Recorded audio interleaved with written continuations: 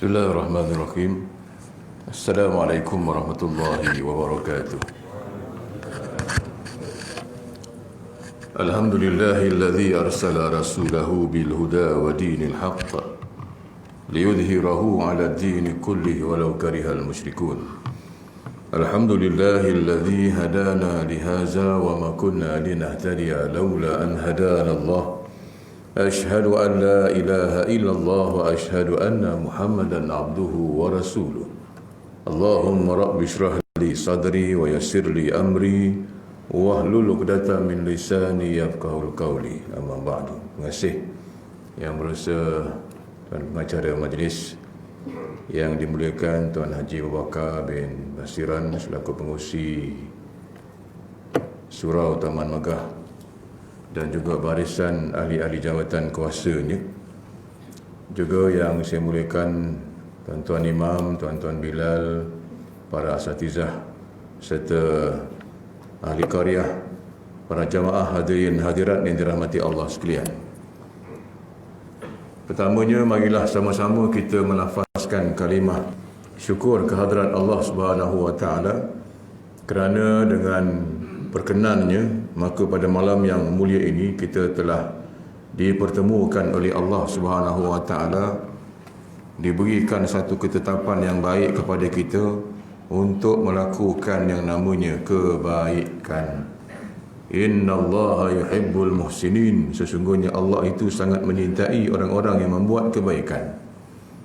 Kebaikan yang pertamanya dengan tujuan untuk kita menunjukkan rasa tanda kasih sayang kita kepada junjungan besar Nabi Muhammad sallallahu alaihi wasallam. Kebaikan seterusnya, kita dapat berjumpa untuk bersilaturahim sesama kita. Kebaikan yang ketiga, kita telah diberikan kekuatan oleh Allah untuk tunaikan solat secara berjamaah. Kita diberikan juga kemampuan untuk berzikir, untuk beristighfar, untuk bertasbih, bertahmid, bertahlil. Dan kebaikan yang seterusnya, kita ditentukan juga untuk duduk mendengar majlis ilmu pada malam ini.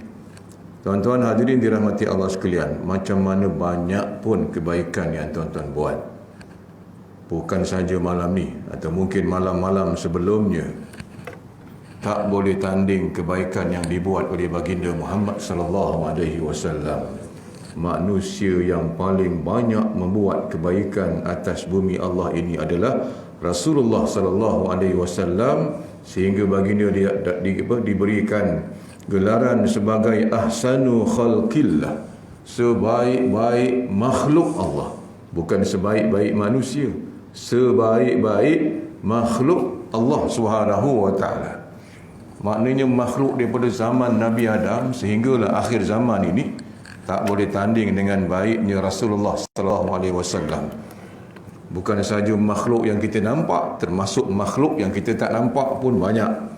Ciptaan Allah Subhanahu wa taala, maka Rasulullah itu duduknya di atas paling tinggi kedudukannya. Kemudian ditambah lagi disebut sebagai akramu khalqillah, semulia-mulia makhluk. Tak ada makhluk paling mulia melainkan Rasulullah. Ditambah lagi dengan a'zamu khalqillah, manusia yang paling tinggi darjatnya di sisi Allah Subhanahu wa taala.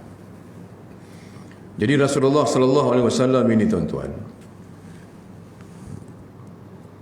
bukan orangnya tadi tu kita kata kehebatan yang saya sebut tadi, dia dapat beberapa gelaran. Bahkan Rasulullah ini namanya pun mengatasi nama-nama manusia lain. Namanya Muhammad, yang bermaksud seorang yang terpuji. Inilah satu-satunya manusia yang nama dengan orangnya sama. Namanya hebat, orangnya pun hebat. Bukan saja namanya bermaksud seorang yang terpuji, bahkan baginda benar-benar terpuji. Kita tak. Kita nama yang hebat ni memang ramai namanya hebat. Orangnya belum tentu hebat. Berapa ramai kita tangkap orang berkhalwat dekat hotel-hotel tu, bila minta IC, siapa nama? Muhammad. Namanya hebat, sangat terpuji, tetapi kena tangkap khalwat, orangnya tak hebat.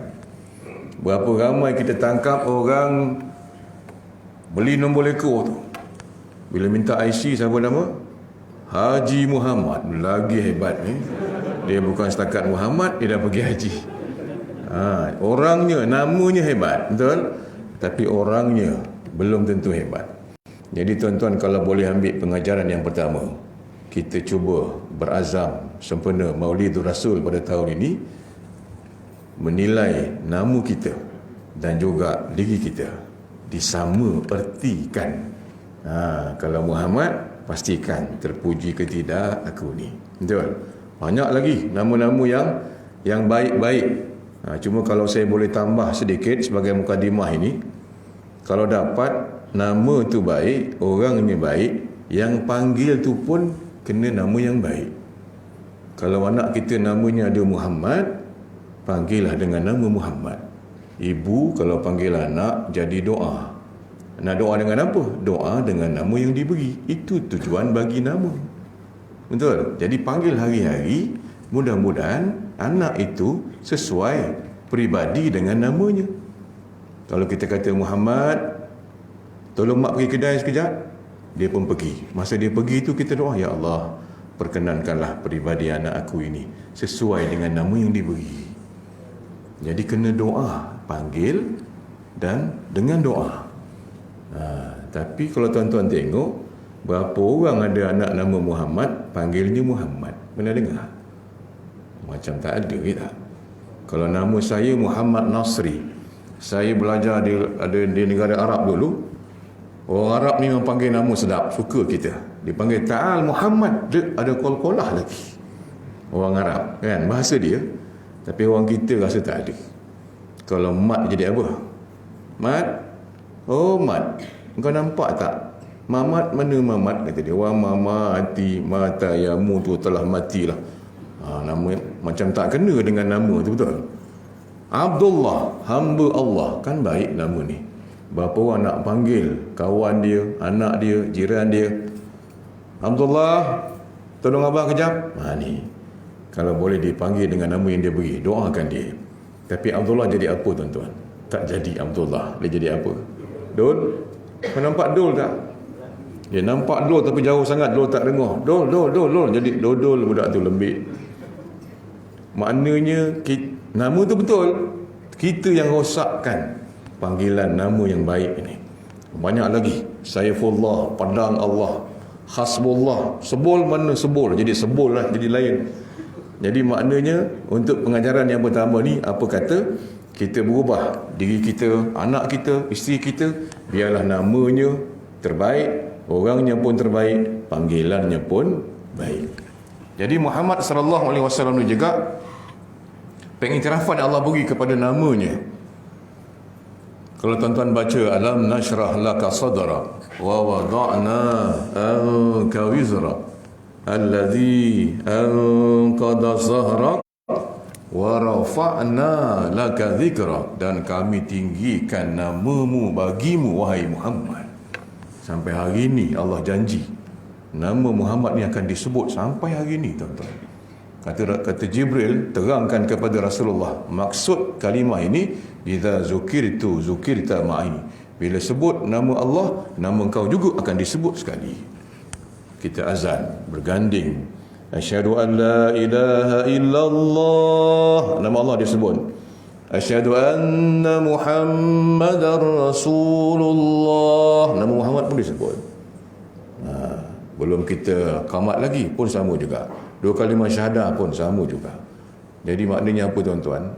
Pengajaran yang kedua, mulai daripada hari ini, kalau boleh, bukan kalau boleh, semestinya Allah dengan Muhammad ni jangan dipisahkan.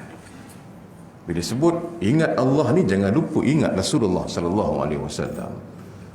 Contoh, jawatankuasa nak mesyuarat, nak tentukan sama ada nak teruskan ke tidak kita punya majlis maulid dan sebagainya, atau mesyuarat-mesyuarat lain. Mula-mula pengusi kata apa? Bagi memberkati pertemuan kita pada hari ini, kita baca Ummul Kitab Al-Fatihah. Bacalah ramai-ramai. Dah betul dah? Jangan lupa baca selawat. Allahumma salli ala Sayyidina Muhammad wa ala ali Sayyidina Muhammad. Tujuannya apa? Kalau tidak kerana Rasulullah, tuan-tuan tak pandai macam mana nak musyawarah. Contohnya, ibu-ibu tunggu anak balik daripada sekolah. Mana Along ni tak sampai-sampai. Tiba-tiba nampak van dia turunkan anak kita. Anak kita pun nampak ibu dia. Ibu kata dia. Kita pun Along terpeluk anak ni. Alhamdulillah, Allah selamatkan anak kita. Jangan lupa selawat. Selawat nak. Allahumma salli ala Sayyidina Muhammad wa ala ali Sayyidina Muhammad. Kalau tak kerana Nabi, manusia tak pandai nak berkasih sayang ibu dan anak. Semuanya kerana dia. Sebab tu kita baca doa makan, jangan terus baca Allahumma barik lana. Itu doanya. Tapi sebelum itu, Alhamdulillahirabbil alamin. Betul? Allah dulu. Wassalatu wassalamu ala asyrafil mursalin. Baru kepada Rasulullah. Jadi Allah dan Muhammad ni jangan dipisahkan.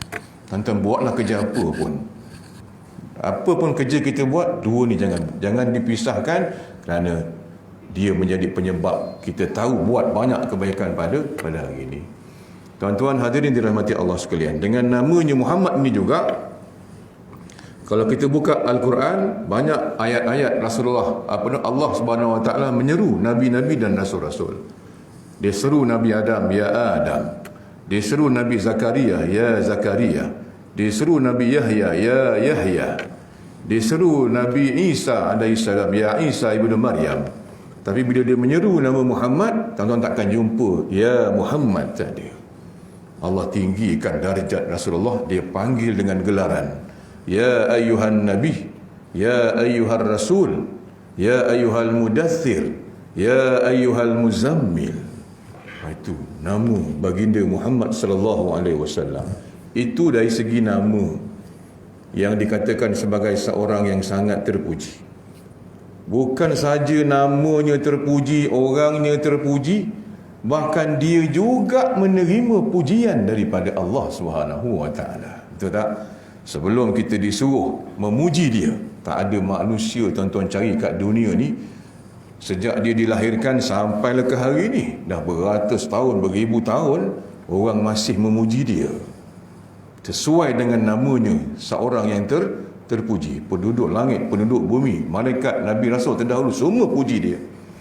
Sehingga kan arahan memuji itu datang daripada Allah. Ya ayyuhallazi innallaha wa malaikatahu yusalluna 'alan nabi. Allah dan malaikat berselawat kepada Rasulullah sallallahu alaihi wasallam, barulah disuruh kita berselawat kepada baginda Muhammad sallallahu alaihi wasallam. Ada ulama kata kenapa Rasulullah itu sangat terpuji? Jawapannya, Rasulullah ni jugalah manusia yang paling banyak memuji Allah Subhanahu Wa Taala. Itu dia ada dia punya kenapa ada rangkaian dan juga asbab dia. Kalau kita tengok pula gelaran yang diberikan kepada Rasulullah sallallahu alaihi wasallam, Nabi Ibrahim alaihissalam dapat gelaran Khalilullah, teman rapat Allah. Nabi Musa alaihissalam dapat gelaran Kalamullah, berkata-kata dengan Allah. Nabi Isa alaihissalam dapat gelaran Ruhullah, dicampakkan roh dalam tubuh Siti Maryam. Nabi Nuh alaihissalam dapat gelaran Najiyallah, diberikan pelepasan oleh Allah ketika banjir besar. Nabi Muhammad sallallahu alaihi wasallam dapat gelaran Habibullah, kekasih Allah. Sehingga Allah letakkan syarat, sesiapa nak sayang aku, dia wajib sayang Nabi dulu, baru aku sayang dia. Qul in kuntum tuhibbunallah fattabi'uni yuhibbukumullah. Kita tak mungkin dapat kasih sayang kepada Allah kalau kita tidak ikut ataupun tidak cintakan Rasulullah sallallahu alaihi wasallam. Banyak lagi tuan-tuan kita kena tahu, dan sewajarnya di rumah kita hari ini bukan sahaja kita ada Al-Quran, kita kena ada kitab-kitab hadis, kita kena ada kitab-kitab yang namanya sirah Rasulullah sallallahu alaihi wasallam, nak menunjukkan kita bukan sekadar memuji membabi buta sahaja, tapi memuji kerana kita tahu baginda itu memang layak dipuji oleh Allah dan juga kita sebagai umat Nabi Muhammad sallallahu alaihi wasallam. Belum lagi cerita ibadahnya. Kalau ditanya siapakah manusia yang paling bersih hatinya, Rasulullah. Siapakah manusia yang telah terampun dosanya, Rasulullah. Siapakah manusia yang paling mulia akhlaknya, Rasulullah. Siapakah manusia yang telah dijamin masuk syurga, Rasulullah. Walaupun Allah dah jamin macam-macam ni, Nabi tetap bangun 1/3 malam. Bangun lagi tuan-tuan. Padahal Nabi tak bangun pun tak apa, dia tetap masuk syurga. Apa kata Sayyidatina Aisyah, ya Rasulullah, kenapa engkau susah payah bangun malam-malam? Nabi kata apa? Afala akunu abdan syakura. Salah aku jadi hamba yang bersyukur kepada Allah. Yang paling hebatnya, baginda sembahyang tu sampai bengkak kaki tuan-tuan. Tak pernah jumpa. Saya percaya kat sini pun ramai yang kakinya bengkak. Tapi wallahu alam, sangka baik malam tadi bangun. Lama sangat sembahyang agaknya. Tapi nak bagi tahu, tu bukan cerita kosong-kosong, tak. Memang Rasulullah sampai bengkak kaki. Ulama kata sama ada dia berdiri terlalu lama ataupun dia sembahyang banyak rakaat. Hebat, kehebatan baginda. Jadi sekarang ini persoalannya, ni belum masuk tajuk lagi ni belum mula lagi ni, mukadimah baru, jangan tengok jam. Rumah saya tak jauh, dekat je belakang ni kan. Jadi tuan-tuan hadirin sekalian, persoalannya bagaimana baginda ini boleh dapat kedudukan yang macam ni. Dia ni manusia macam kita. Kepalanya, tangannya, kakinya sama macam kita. Muhammadun basyarun. Muhammad ini manusia biasa. La kal bashar. Memang manusia biasa, tapi biasanya dia tu luar biasa. Ini Rasulullah. Memang kita tak pernah jumpa. Rasulullah ni kalau dia duduk dalam ramai-ramai tu, Nabi ada kat situ. Duduk Nabi itulah yang paling hebat sekali. Macam mana agaknya rupa orang duduk paling hebat ni. Kalau dia berdiri, semua orang berdiri tu, Nabi ada. Diri Nabi itulah paling hebat sekali. Kalau dia jalan dekat pasar tu, semua orang berjalan, Nabi ada. Berjalan Nabi itulah paling hebat sekali. Macam mana kita nak fikir orang macam ni? Di rumah dah tentu dia suami yang hebat. Di masjid dah tentu dia hamba yang paling hebat sekali. Maknanya Rasulullah ni, di mana dia berada, di situlah dia paling hebat sekali. Tak kira kat mana dia duduk, kat mana tempat dia berada, dia paling hebat. Kita tak, kita ni kadang hebat juga, tapi setempat. Kalau kat kedai tu, kopi dah, teh sudah, Nescafe sudah, cerita dia aja yang betul, orang lain semua salah. Memang hebat dekat warung tu lah. Tapi balik rumah, dia yang paling teruk kena marah dengan rumah. Dia tak hebat. Dia tak hebat. Dengan kawan pun cerita memang dia je lah yang betul. Dia lah yang paling benar. Memang hebat orang nampak dia punya cakap tu. Tapi kalau datang ke masjid, kalau hari Jumaat tu, dah nak semayang tu, baru sampai motor dia. Dia tak hebat dekat masjid. Betul?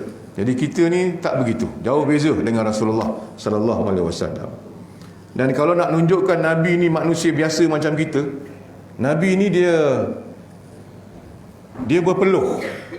Kita rewang, betul kita bekerja kan berpeluh. Nabi peluh juga. Bezanya apa? Bezanya peluh Nabi tu, bau dia bak kasturi. Bukan minyak atar macam kita pakai ni, kasturi, tuan-tuan. Pernah nampak kasturi? Jadi bila makin banyak peluhnya, makin ramai sahabat dekat dengan Rasulullah sebab makin wangi. Kan tak macam kita. Betul? Kita kalau dah basah ketiak tu, orang dah tak nak dekat. Hati yang rewang daripada 10, sejam kemudian tinggal 5 je. Daripada 5 tinggal 3 je.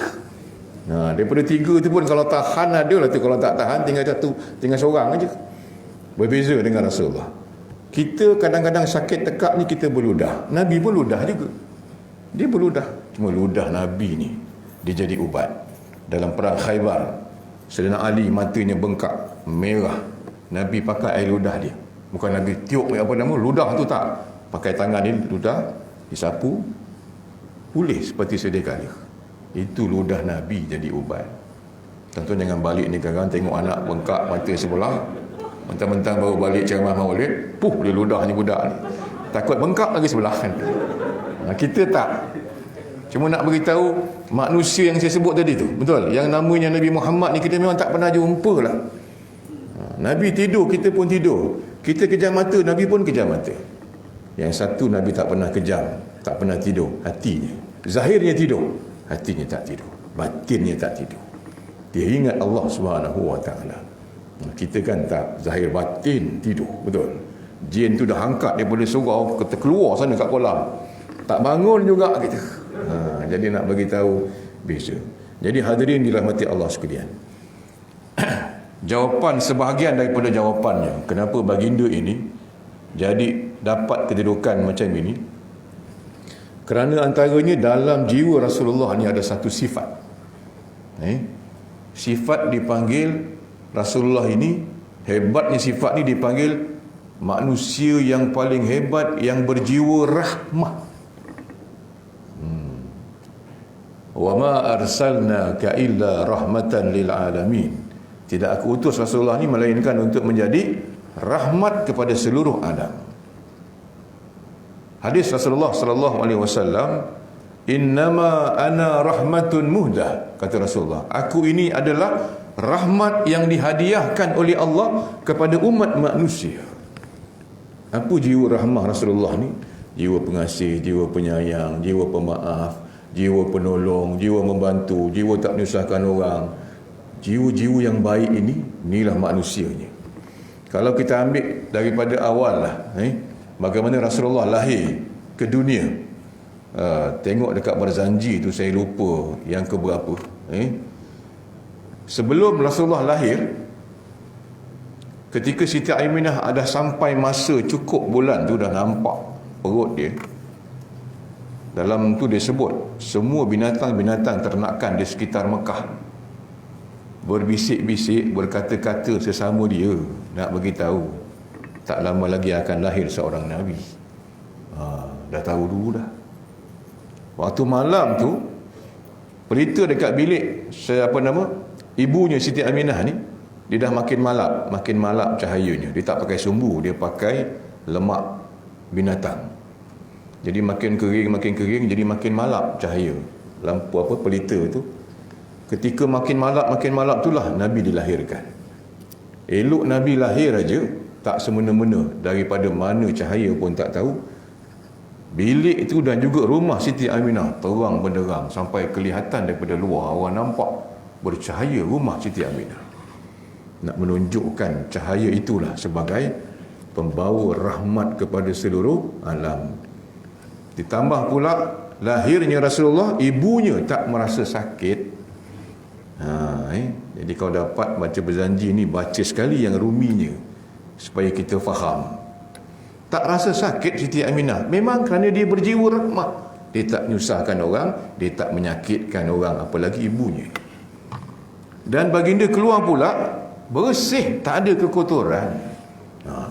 Ini nak tunjukkan tanda berjiwa rahmah Rasulullah sallallahu alaihi wasallam. Ditambah pula tuan-tuan, kalau tengok peristiwa Isra dan Mi'raj, ingat lagi peristiwa Rasulullah diangkat ke langit, ke Sidratul Muntaha, kemuncaknya menerima perintah solat 50 waktu, betul tak? Ni sampai ke bawah, atas jiwa rahmah Rasulullah.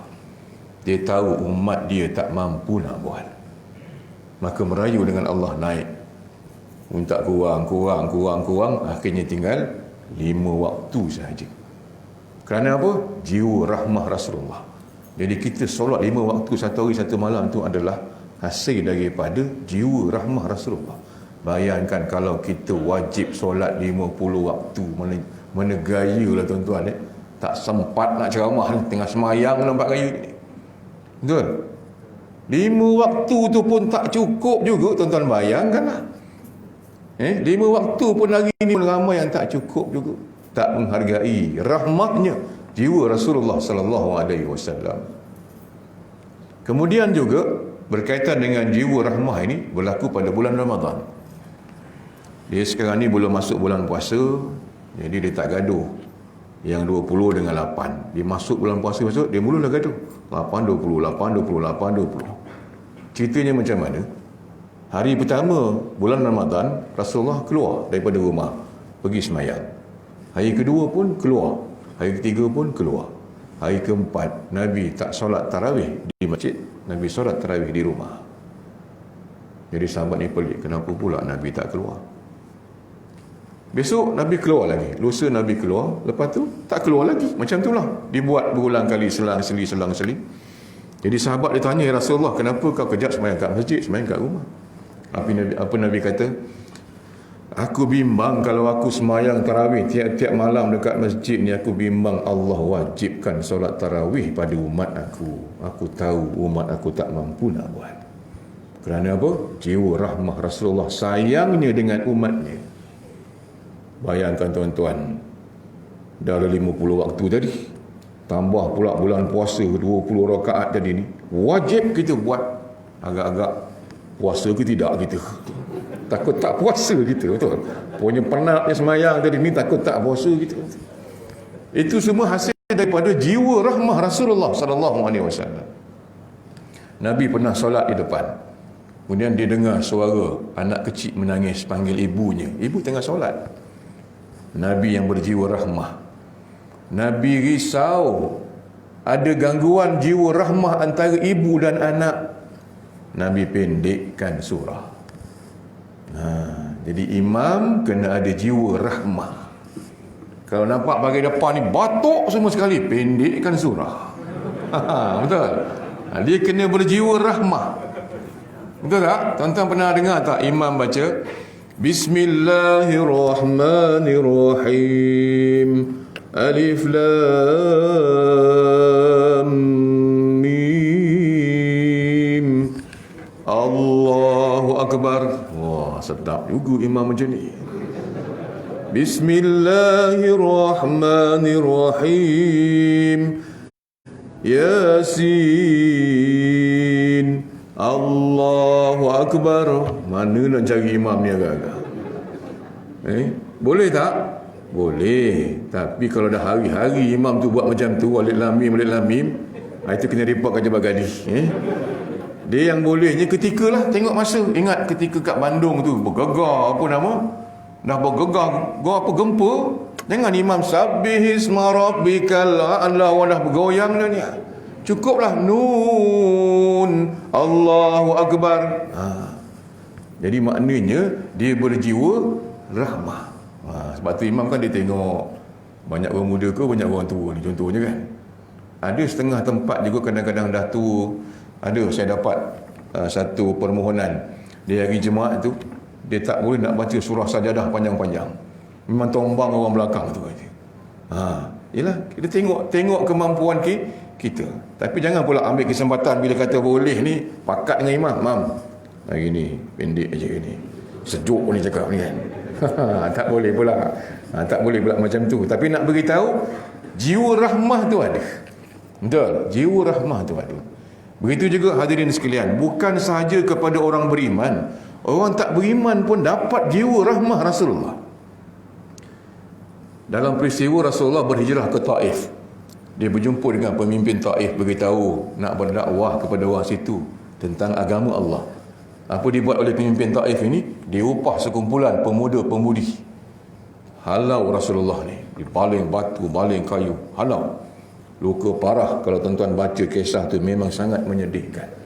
Sehingga kan malaikat pun tak tahan tengok Nabi kena baling dengan batu.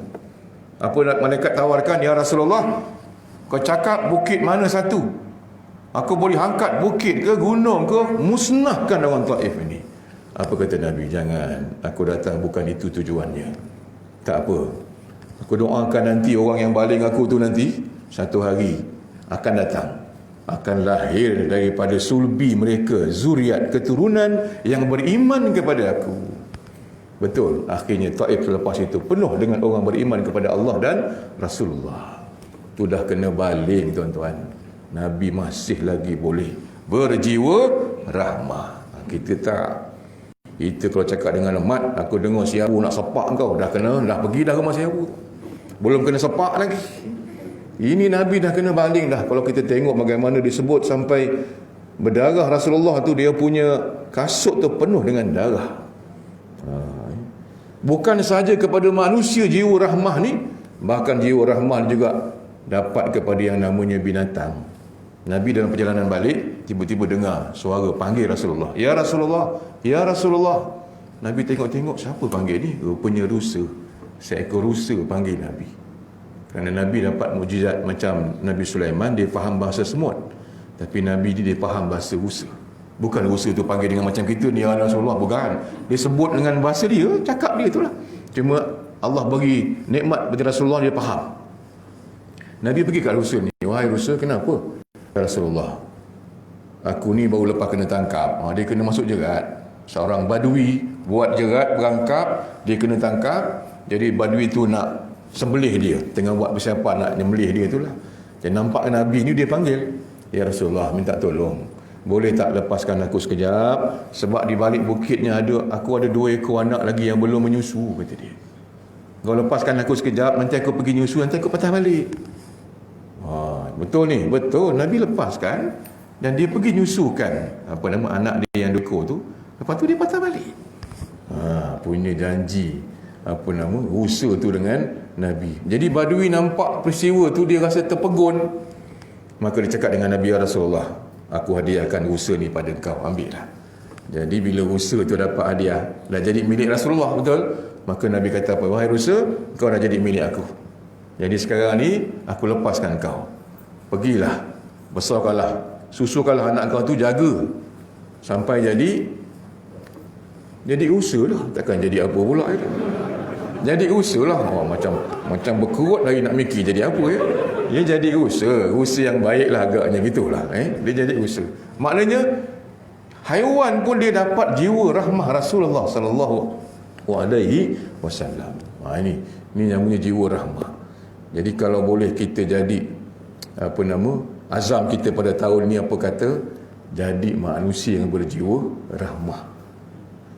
Allah beri satu didikan kepada kita supaya kita ada rasa kasih sayang dengan manusia lain. Ingat kadang imam baca doa, Rabbana ghafir lana wa li ikhwanina allazina sabaquna bil iman. Betul tak? Bukan saja Allah minta kita ampunkan dosa kita, bahkan Allah minta kita doakan sahabat-sahabat kita.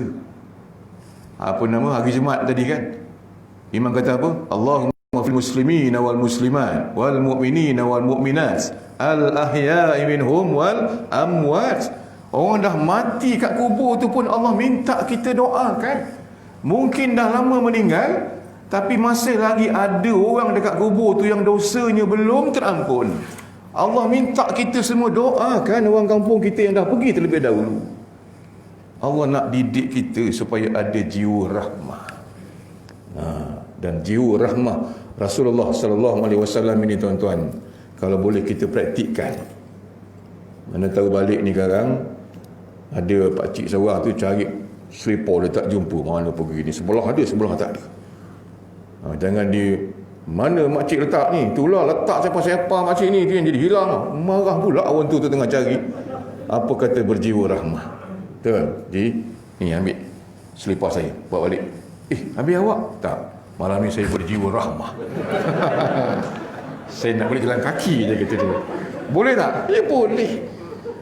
Kita ni kena satu hari cuba cari, jangan sampai tak ada membuat kebaikan hasil daripada jiwa rahmah ni buat bersama manusia. Allah bagi orang tu tak cukup duit, tak cukup susu anak, tak cukup beras. Kita pula boleh jadi hamba yang membuat kebaikan atas sebab jiwa rahmah. Hebat orang ni. Betul rezeki itu ditentukan, tapi atas sebab jiwa kita, jiwa rahmat, pemudahkan orang. Nak balik ni sekarang, tengok ada motor kat sempang tu, tak boleh start. Kenapa je? Tak boleh start. Cuba cek minyak dia, bateri ke apa ke, terus saja, haram tak ditolong punya. Ini bukan jiwa rahmah. Betul tak? Jiwa rahmah ni, ambil motor saya, bawa balik. Ayo. Tak apa, malam ni saya nak jiwa rahmah. Betul ni cakap, betul. Nikmatnya membuat kebaikan ni, tuan-tuan, percayalah. Betul kadang-kadang kita ni terlampau untuk memikirkan tentang kehidupan kita sendiri, tanpa kita perasan. Kadang-kadang Allah nampakkan, kadang-kadang pasal orang tu bertolak, Allah nampakkan, tapi tak ada satu jiwa untuk berhenti tanya. Cuma bila dah zaman media sosial ni kan, selalu kita nampak orang upload beberapa gambar kan, orang ni anak beranak sampai ke belakang, 5 orang anak satu motor tu, dia tolong orang tu. Itu jiwa rahmah. Maknanya kata cuba untuk berjiwa rahmah pada malam ini, bukan pada malam ini aja, dan malam-malam seterusnya. Dah masuk isyak belum? Belum lagi? 2 minit lagi.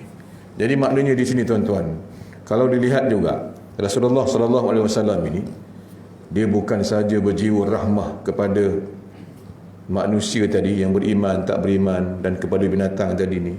Bukan saja di dunia, bahkan Nabi berjiwa rahmah lebih-lebih lagi di akhirat, iaitu di padang mahsyar.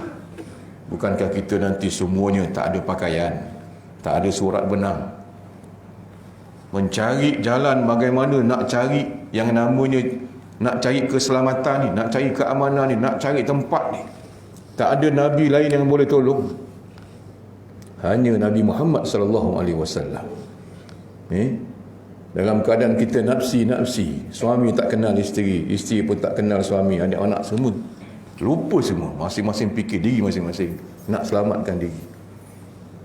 Jadi Anas bin Malik bertanya dengan Rasulullah, ya Rasulullah, mana aku nak cari engkau? Orang punya ramai berpuluh juta, betul? Daripada zaman Nabi Adam sampai akhir zaman punya ramai. Apa kata Nabi? Kau cari aku pada 3 tempat.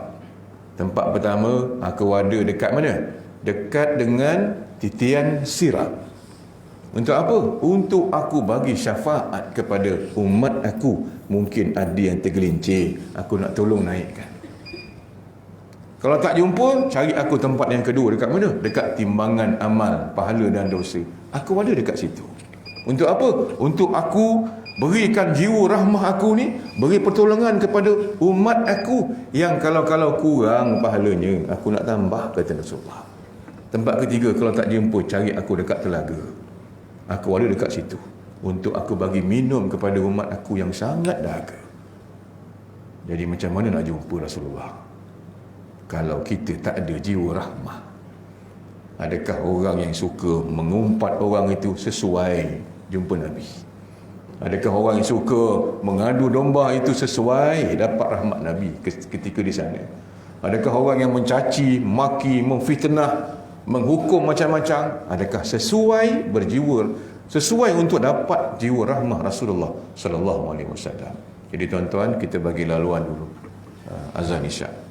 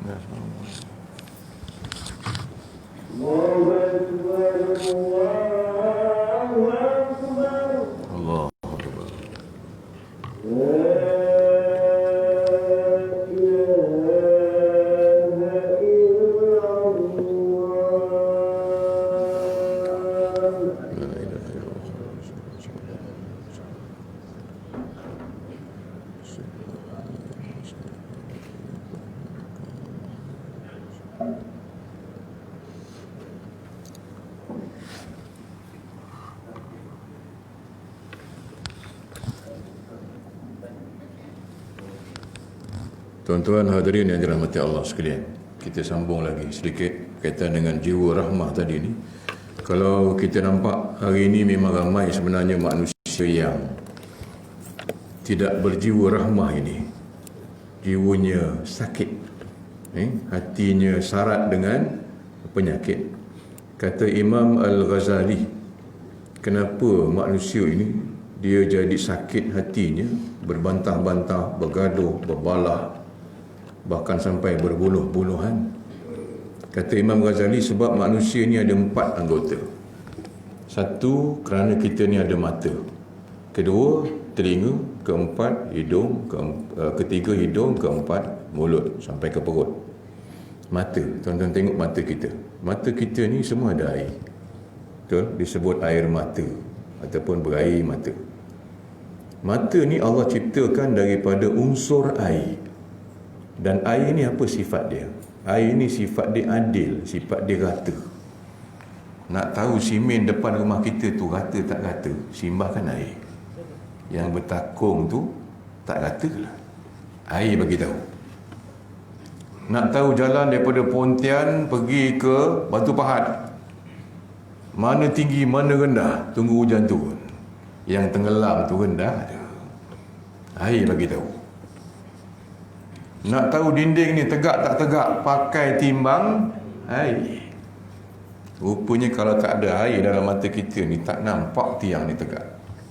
Ni Allah jadikan mata kita yang unsurnya air.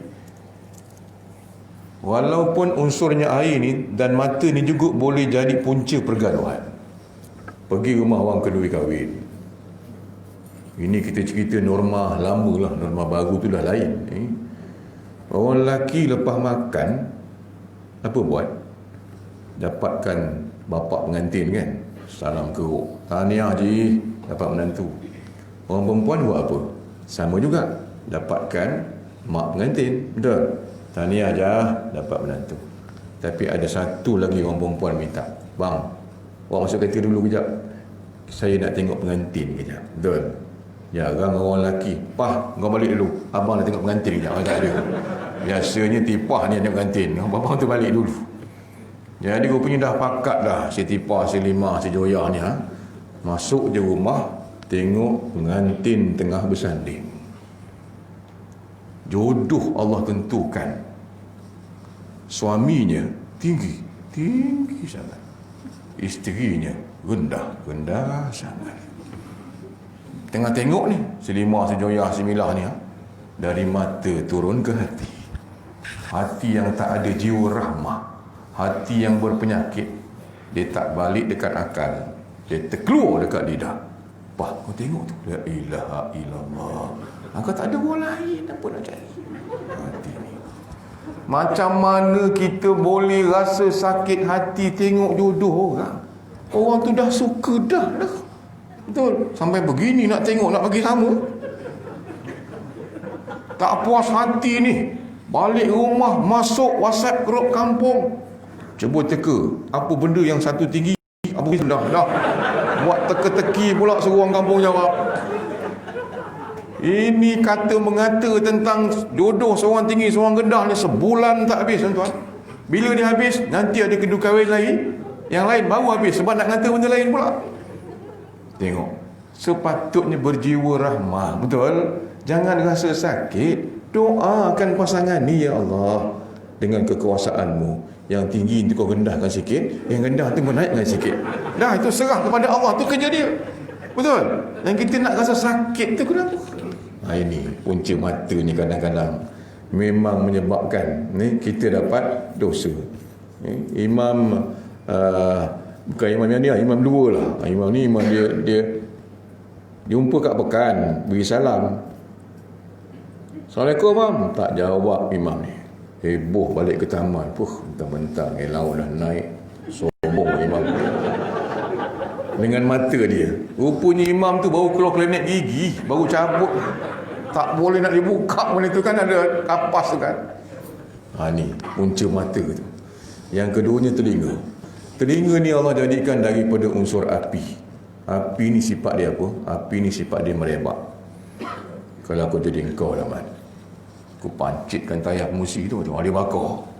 Dia bakar. Saya ingat dulu arwah atuk saya dulu, Bukit Gambir. Dia nak pergi kerja pagi tu sejuk, dia main anak telinga ni. Dia duduk, dia main, rupanya lama-lama dia ada habu. Orang kata cakap kalau cicak bunyi tu betul, kata dia.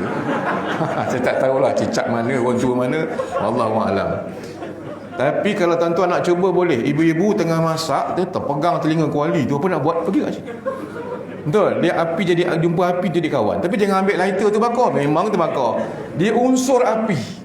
Dia ada habu. Sebab tu orang sebut, bila dia marah aja, panas telinga aku. Dia sebut, betul tak? Dia tak sebut panas hidung aku, tak ada.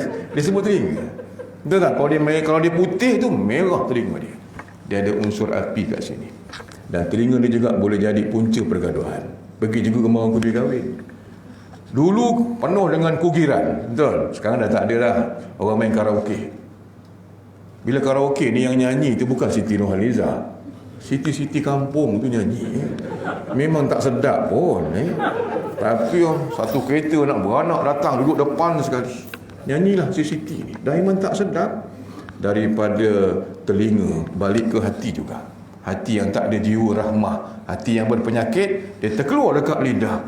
Lah patutlah mendung daripada pagi. Suara macam katak bentung kata dia. Orang tengah nyanyi sebut macam tu. Tak ke hara dibuatnya orang tu. Sepatutnya sangka baik. Betul? Kita doakan, ya Allah, tahun depan kau jangan bagi dia nyanyi lagi. Carilah orang lain. Tapi nak beritahu jangan sampai rasa sakit yang datang daripada telinga. Dia akan balik ke hati juga. Yang ketiga, hidung. Hidung ni Allah jadikan daripada unsur angin. Angin ni sifatnya apa? Gopoh. Pergi juga rumah kundi kahwin. Banyak dosa kundi kahwin ni kalau tak ada ilmu. Tapi yang ni dah ngala balik. Dah 5 orang satu kereta. Depan 2, belakang 3. Bontrot 5 kat bonet. Cuaca panas terik, buka aircon full. Jadi bercampur lah tu bau aircon dengan bau bontrot dekat belakang tu. Tengah-tengah sedap memandu ni, tiba-tiba tak tu siapa punya kerja dalam 5 orang ni. Bunyi tak ada. Tahu-tahu bau je. Bau kentut tu lah. Agak-agak sesuatu macam itu, tuan-tuan. Berapa orang dengan penuh adabnya. Ni tengah menusuk hidung kita ni. Boleh tak kita tanya orang sebelah? Ji tanya, Ji, Haji kentut ke tak ada? Orang tak tanya. Betul tak? Dia terus tepuk, kentut ni kata dia. Marahnya orang tu. Gopoh hidung ni. Rupanya tulis sampah kat depan dia 2-3 tu. Nak bagi tahu, kadang-kadang daripada hidung pun boleh jadi punca pergaduhan. Memang sifat dia gopoh. Ini kan kalau kita balik malam ni contohnya, ya ni balik ke sana, ni balik ke sana, bukan balik sini Lalu dekat apa nama tu? Ibu-ibu lah lalu ada dekat serumpun pokok tu, bau wangi je. Apa nak buat? Nak diselak tak pokok ni, cari mana ni bau wangi? Tak ada. Berubah jalan dia, meresup lagi. Ni pontianak mana singgah ni, kata dia. Digopoh. Yang keempat, daripada mulut ke perut. Mulut ke perut ni Allah ciptakan daripada unsur bumi, unsur tanah. Bumi, tanah yang kita pijak hari-hari ni, apa sifat dia? Sifat dia penyabar, sabar betul-betul. Semua benda campak atas bumi. Kain buruk tak pakai, campak. Makanan basi tak pakai, campak. Perabot tak pakai campak. Memang tempat campak mencampak bumi ni. Sabar. Sama dengan perut ni. Ni kan tempat campak mencampak juga. Pagi teh tarik masuk. Roti canai 2 keping. Banjir lagi. Apa lagi tengah hari sekarang nasi masuk. Kan tempat campak mencampak. Walaupun campak mencampak sifatnya sabar. Bumi yang tempat campak mencampak sifatnya sabar tadi, kalau dah gempa bumi, bangunan nombor 1 dunia habis runtuh. Ini perut kalau dah gempa memang tak boleh buat kerja. Nak nikah ni, aku nikah ni kejap, ni mustahak, ni lagi mustahak diselesaikan. Sekejap kata dia. Nak bagi tahu, perut ni walaupun begitu, dia juga boleh jadi punca pergaduhan. Pergi rumah orang pergi kahwin juga. Ni dah balik, dia pergi balik. Pergi tempat lain lah pula. Tukang masak tak ada, pergi kursus masak. Dah setahun tak balik-balik. Yang masak siapa? Kroni-kroni dia masak. Tak berapa sedap sangat. Jadi kita pun makan. Bila ambil cedok makan je, masuk je ke dalam perut, dia balik ke hati juga. Hati yang tak ada jiwa rahmah, hati yang penuh dengan penyakit, dia tak balik dekat akal, dia terkeluar kat lidah. Siapa masak ni? Masen, kata dia. Kutuk-kutuk juga, nambah-nambah juga. Itu kalau dengar orang dapur apa jadi? Ini yang Nabi kata, tidak akan lurus iman seorang kamu sehingga dia luruskan hatinya. Tidak akan lurus hati seorang kamu sehingga dia luruskan lidahnya. Lidah ini kan jurubahasa bagi hati. Anggota ini kan, raja ini kan adalah hati. Jadi sebab itulah hadirin sekalian, memang bukan mudah untuk kita bentuk jiwa rahmah sesama kita, bukan mudah. Tapi kalau semua orang dekat kampung ni, dekat taman kita cukuplah berjiwa rahmah, cantik betul kita punya suasana tu. Percayalah. Kalau tuan-tuan tengok, nak kata bukan mudah ni, tengok muka pun tak sama kita ni. Suara pun tak sama, betul tak? Cara kita dibesar pun tak sama. Macam mana nak dapat satu kebersamaan? Ni yang namanya, kalau tengok tema Maulid hari ni kan, apa nama? Generasi Rabbani, betul? Apa nama? Yalah. Generasi Rabbani, ummah, apa saya dah lupa dah. Jadi jiwa rahmah ni adalah jiwa Rabbani, jiwa pengasih, jiwa penyayang, jiwa Rasulullah. Rasulullah tu sifat yang paling Rabbani sekali, paling dekat dengan Allah Subhanahu wa taala. Jadi Allah berikan satu pengajaran kepada kita, macam mana nak bersatu dengan jiwa rahmah ni. Dia kalau kayu dengan kayu nak disatukan pakai paku, betul? Kalau batu dengan batu nak disatukan pakai simen. Tapi kalau hati dengan hati nak disatukan pakai iman. Tak ada cara lain. Kalau boleh tengok tuan-tuan, Allah bagi satu perbuatan yang selalu kita buat tapi tak perasan. Itu adalah salah satu tanda bagaimana nak bersatu. Mungkin ibu-ibu selalu, kita nak masak kari ayam, dia tak boleh ada ayam aja. Dia ada bawang besar, bawang kecil, kunyit, halia, serai, lada kering, betul, santan, banyak lagi lah. Cuba tengok, nak masak ni, nak masak kari ayam ni, bawang ni tak sama rupanya dengan kunyit, halia pun tak sama rupanya, lada kering lagi lain rupa dia, serai pun rupanya lain. Bukan rupanya tak sama, warna pun tak sama. Warna bawang lain, warna kunyit lain, warna halia lain, warna serai lain, warna lada kering lain. Bukan warna je, bau pun tak sama. Bawang baunya lain, halia baunya lain, kunyit baunya lain, dan lain, semua tak sama. Dalam keadaan tak sama rupa, tak sama warna, tak sama rasa ni, bila digaul, di blender ke, ditumis ke apa semua, last sekali dah siap, panggil suami, bang, tolong rasa kejap. Bila suami rasa je, rasa apa? Tak ada rasa bawang, tak ada rasa halia, tak ada rasa kunyit, tak ada rasa lada. Yang ada rasa apa? Rasa kari. Mana pergi rasa-rasa tadi ni? Satu rasa je.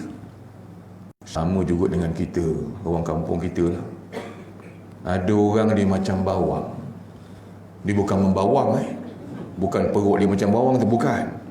Membawang ni, bawang apa nama, ada orang ni rakan kita, sahabat kita, jiran kita, orang kampung kita ni, dia macam bawang. Bawang ni kalau lama-lama apa jadi? Menangis kita. Dia kadang-kadang menyebabkan kita menangis. Kadang suami kita, kadang isteri kita, kadang anak kita, kadang kawan kita, sampai hati milah kita menangis. Tapi walaupun dia menyebabkan kita menangis, tak boleh buang, tak boleh benci. Betul? Sebab dia bagaikan bawang dalam masakan. Kalau tak ada, tak sedap masakan kita. Ada orang macam kunyit. Dia ni kalau buat kerja, depan, belakang, kiri, kanan, semua ada. Dia kalau ada, jadilah majlis tu. Kunyit kalau masuk dalam kuah apa jadi? Bergerak warna lain. Warna dia yang paling menyelah sekali, sampai dekat tangan pun berbekas. Awak ni bagus. Orang yang macam kunyit ni bagus, laju buat kerja. Ada orang dia macam lada kering. Dia ni kalau cakap memang bisa, kalau dengar ni menyakitkan hati. Ada tak? Ada. Main cakap aja, main lepas dia cakap. Itu punya geramnya dia. Tapi tuan-tuan, tak boleh buang, tak boleh benci, tak boleh tak boleh tak dekat dengan dia. Dialah mengajar kita erti kesabaran. Perlu. Ada lagi satu jenis makhluk ni, manusia, kawan kita juga, orang kampung kita agaknya. Dia macam terung. Terung ni daripada luar tu berkilat, gagah, perkasa. Dalam lembik rupanya. Pergi rewang pakai baju smart, masuk dalam pakai sepatu lagi. Orang angkat balai haram tak ditolong, tengok aja. Orang angkat dulang pun dia duduk aja. Apa dia buat? Dia ngeteh ngopi, ngeteh ngopi, ngeteh ngopi. Orang berhenti rehat dah siap semua ngeteh ngopi, dia sambung juga ngeteh ngopi. Ada tak orang macam ini? Ada, tapi tak boleh buang. Betul tak? Tak boleh buang, tuan-tuan. Inilah Allah bagi satu pengajaran. Betul? Bila kita masak tadi dengan berbagai-bagai, semua Allah bagi resepi. Allah nak bagi tahu. Betul tak? Tak mungkin kita boleh satukan masyarakat kita ikut kita. Betul? Kita tak boleh paksa orang jadi macam kita. Tak mungkin. Bukan mudah. Tapi itulah disebutkan tadi, tak ada jalan lain. Kalau kita semua ada yang namanya berjiwa rahmah tadi ni, insya-Allah hari besok tu dah nampak dah. Asal jumpa, Assalamualaikum, Assalamualaikum, Assalamualaikum. Wah, tuan-tuan, siapa yang pernah pergi negara Arab, saya pernah belajar di sana. Kita keluar sekejap waktu rehat, duduk kat beranda ni, tangan ni, lalu Assalamualaikum, Assalamualaikum, macam ni je lah tangan. Waalaikumsalam, Waalaikumsalam, Waalaikumsalam. Jenuh angkat tangan ni. Kita pagi-pagi dah kita dah doakan orang lain. Tapi kena betul lah bagi salam tu. Assalamualaikum tu kena betul. Jadi tuan-tuan hadirin dirahmati Allah sekalian, pengajaran yang ketiga tadi ni ialah untuk kita jadi yang namanya berjiwa rahmah. Ambil daripada awal tadi, nama kita supaya sama dengan diri kita. Yang kedua, apa yang kedua tadi? Yang kedua tadi, saya pun lupa dah. Kalau saya lupa, tuan-tuan pun lupa rasanya. Kalau saya tak ingat, harus tuan-tuan pun tak ingat. Ada dua tadi, yang kedua tu saya lupa. Kena tengok pula kita punya balik, kena tengok live apa nama FB kita. Dan yang ketiga ni, berjiwa rahmah. Jadi kalau kita macam hari ni kan kata ada jamuan, betul? Biasanya memang ada jamuan ni, Haji Bakar dia tak lupa benda ni. Tengok, Allah dah tentukan dalam ramai-ramai ni siapa dapat dulu packing tu. Betul tak? Jadi yang belakang tu dapat ke tak dapat ke? Kalau berjiwa rahmah, yang depan sekali, pakcik tak dapat, ambil pakcik, ambil. Saya nasi banyak kat rumah, ambil. Saya nak berjiwa rahmah, cari orang siapa tak dapat. Boleh tak? Ya boleh. Jadi kita tengok malam ni sejauh mana orang penduduk Taman Megah hari ni berjiwa rahmah ataupun tidak. Jadi insya-Allah tuan-tuan hadirin sekalian, pokok lama-lama tiup angin pun tumbang juga tak Lagilah pokok dah sejuk kena hujan ni Jadi tuan-tuan hadirin sekalian, mudah-mudahan sekiranya ada di antara kita yang hadir pada malam ini hatinya rasa keluh, kesah, gelisah, ya Allah, dengan berkat Maulidur Rasul pada malam ini, Kau tenangkanlah hati-hati kami. Kalau ada di kalangan kita yang hadir pada malam ini, hidupnya rasa sulit sangat, ya Allah, dengan berkat Maulid Rasul pada malam ini, Kau tenangkanlah, Kau permudahkanlah urusan hidup kami. Kalau ada di kalangan kita yang hadir pada malam ini, penyakit yang tak sembuh-sembuh lagi, ya Allah, dengan berkat sambutan Maulid Rasul pada malam ini, Kau sembuhkanlah penyakit kami. Kalau ada di kalangan kita yang hadir pada malam ini, hatinya bersengketa, dah lama tak bertegur siapa, ya Allah, dengan berkat nama baginda Muhammad sallallahu alaihi wasallam, Kau satukanlah hati-hati kami. Kalau ada di kalangan kita yang hadir pada hari ini masih lagi ada dosa yang belum terampun, ya Allah, dengan berkat Maulid Rasul pada malam ini, ampunkanlah dosa-dosa kami. Kalau ada di kalangan kita yang hadir pada malam ini, namanya telah tercatat di pintu neraka Allah, ya Allah, dengan berkat baginda Nabi Muhammad sallallahu alaihi wasallam, kekasih yang Engkau sangat sayang, temukanlah, Kau satukanlah kami, khususnya penduduk di Taman Megah ini, bertemu di syurga-Mu, ya Allah. Jadi insya-Allah tuan-tuan, mudah-mudahan Allah perkenankan hajat kita, Allah makbulkan doa kita, tapi dengan syarat kita juga perlu untuk mengambil contoh kepada Rasulullah sallallahu alaihi wasallam. Jadi saya kira itu sahaja yang dapat saya sampaikan pada malam ini. Saya mohon ribuan ampun dan maaf atas apa jua perkara yang saya perkatakan. Mungkin ada yang tersinggung, mungkin ada yang tersilap, tidak ada tujuan lain, hanya kerana nak berpesan-pesan kepada kebaikan. Kita baru sebut jiwa rahmah Rasulullah, kita belum sebut lagi sifat Allah yang bersifat Ar-Rahman dan juga Ar-Rahim. Sudah tentulah lebih hebat lagi. InsyaAllah diberikan peluang, diberikan izin, kita bertemu lagi. Sebab saya banyak hutang lagi dekat surau ni dah.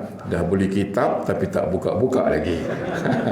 Jadi insya-Allah ini semua telah ditentukan oleh Allah, pasti ada hikmahnya. Wabillahi taufiq wal hidayah. Wassalamualaikum warahmatullahi wabarakatuh.